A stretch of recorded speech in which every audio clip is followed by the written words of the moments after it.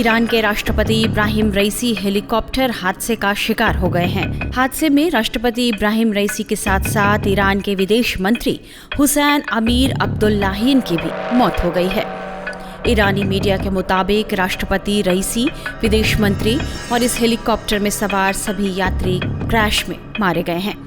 राष्ट्रपति रईसी अजरबैजान में एक डैम का उद्घाटन करके लौट रहे थे।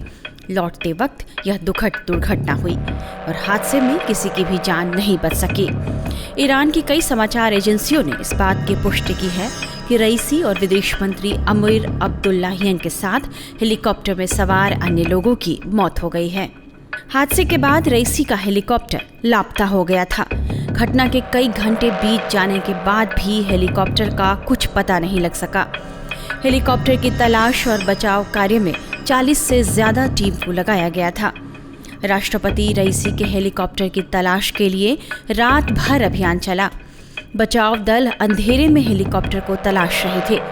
पहाड़ी इलाका और धुंध होने की वजह से बचाव दल को अभियान चलाने में काफी मुश्किलों का सामना करना पड़ा और रेस्क्यू टीमें रात भर मलबे का पता लगाने की कोशिश करती रही।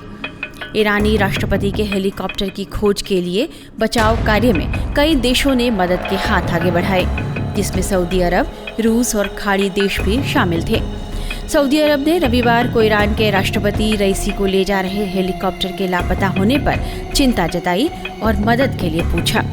आपको बता दें कि सऊदी अरब लंबे समय से ईरान का दुश्मन रहा है।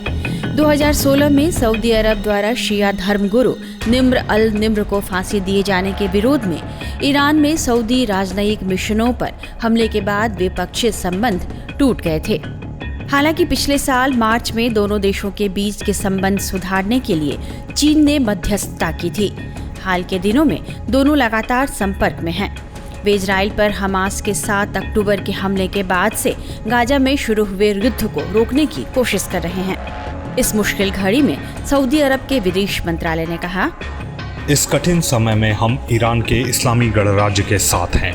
ईरानी एजेंसियों की किसी भी तरह की सहायता करने के लिए तैयार हैं। कतर ने भी घटना पर दुख जताया। इसके अलावा उसने हेलीकॉप्टर को ढूंढने के लिए अपना पूरा सहयोग देने की बात कही। यूएई ने भी कहा कि वह भी बचाव दल और खोज कार्य में मदद करने को तैयार है। कुवैत ने भी ऐलान किया कि वह इस कठिन परिस्थितियों में इस्लामी गणराज्य ईरान के साथ खड़ा है।